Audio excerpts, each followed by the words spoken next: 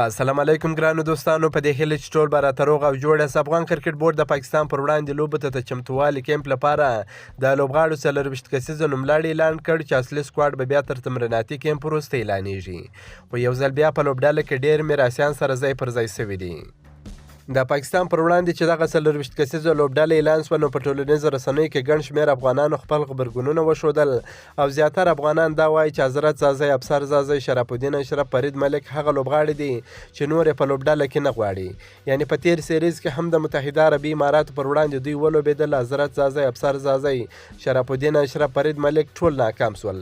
یعنی د دوی پر ځای د ځوانو لوبغاړو ته چانس ورکول سي بار بار د په لوبډله کې نه لوبېول کیږي. د دوی کارکردګي موږ په تیر سیریز کې د متحده عربي اماراتو پر وړاندې ولیدل چې هیڅ ښه نه وځلېدل. خو بیا هم کرکټ بورډ هر ځل چې لوبډله انتخابوي دغه زاړه لوبغاړي بیا راټول کړي. نه پوهېږم چې دوی ډېرې پیسې لري که ډېره قوي واسطه لري چې هر ځل په لوبډله کې انتخابیږي. د دوو ځوانانو لوبغاړو سره یو ځل بیا ډېر زیات ظلم سوی دی. درویش رسولي او وفادار مومند هغه لوبغاړي دي چې د دوی په راتګ سره د افغانستان د بیټینګ او بالینګ دواړې برخې قوي کېدلی سي. درویش رسولي د افغانستان یو ډېر کلاسیک توپوهونکی دی چې د ده په راتګ سره د توپخنې تشه تر ډېره پورې ډکېدلی سي. افغانستان هر وخت په توپخنه کې ډېر زیات د مشکلاتو سره مخامخ وي. باید دی د افسر زازي پر ځای اخیستل سوی وای، د حضرت زازي پر ځای باندې اخیستل سوی وای، یا هم د شرف الدین اشرف په ځای باندې اخیستل سوی وای چې هغه زاړه لوبغاړي په لوبډله کې لوبوي خو ځوانانو ته بیا چانس نه ورکوي. وفادار مومند هغه بدبخته لوبغاړی دی چې د هند پر وړاندې لومړی ټیسټ لوبه ترسره کړې ده. د هغه څخه راوروسته بیا هیڅ چا په لوبډله کې نه دی لیدلی. په هغه لوبه کې هم ډېر زبردست بهترینه بالینګ ترسره کړی و، بیا تر ننه پورې په لوبډله کې چانس نه دی ورکول سوی.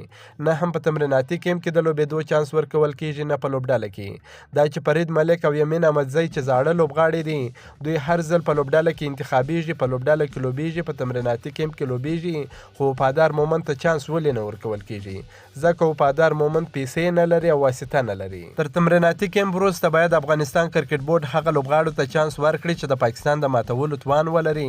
ځکه پاکستان لوبډله هم قوي لوبډله ده. دوی ته هم په پی اس ایل کې ډېر ښه لوبغاړي په لاس ورغلي دي چې د افغانستان پر وړاندې ډېر چانس ده چې نوي لوبغاړو ته چانس ورکړي، د افغانستان پر وړاندې ښه ولوبېږي. نو افغانستان کرکټ بورډ هم د پاکستان لوبډله داسې کمزورې لوبډله ونه ګڼي، ځکه زموږ څخه متحده عربي اماراتو هم لوبې وګټلې. نو پاکستان لوبډله خو ډېره لوړه خبره ده چې موږ به د هغوی څخه لوبې ګټو. نو که قوي لوبډله انتخاب سي نو بیا پوره امکان لري چې موږ د پاکستان څخه لوبې وګټو.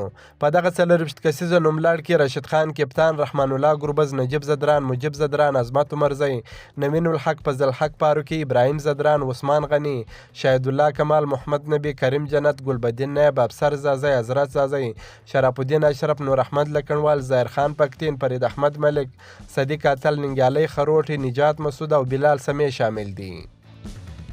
زما هدف دا نه دی چې زه د لوبغاړو سپکاوی وکم یا د په لوبغاړو پسې بد رد وایم، نه دې هم دومره توفیق خدای راکوي. نه مې تر اوسه پورې په لوبغاړو پسې بد رد ویلی دي، نه هم بد رد پسې وایم.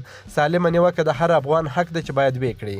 خو زه ډېری دوستان په کمنټونو کې وینم چې هغه ماته بد رد وایي یا نورو لوبغاړو ته بد رد وایي چې دا ښه کار نه دی. په دې باندې تاسو خپل عزت ته زیان رسولی سئ. یعنې ستاسو د کورنۍ تربیه پورې دا تعلق لري چې ستاسو کورنۍ تربیه څومره سمه ده، څومره ښه کمنټ کولی سي او څومره بد کمنټ کولی سي. کرکټ یوازینۍ خوشحالي ده چې افغان لوبغاړي افغانستان ته ورکوي.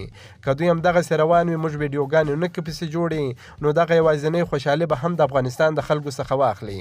موږ د دې لپاره په دوی پسې ویډیوګانې جوړوو چې دوی خپل ځانونو ته پام وکړي، خپل ځانونه پیټ کړي، د افغانستان نوم روښانه کړي، افغانانو ته خوشحالي راوړي. دوی په هر وخت کې زموږ اتلان دي، په هر وخت کې یې تشویقوو، یعنې په سخت حالات او په خوشحالۍ کې په دواړو کې مو تشویق کړي دي. که مو دا ویډیو خوښه سوې در سره لایک کړئ، د خپلو ملګرو سره هم شیر کړئ. د نور تازه معلوماتو لپاره هم زموږ سره اوسئ. تر بلې ویډیو پورې د الله په امان.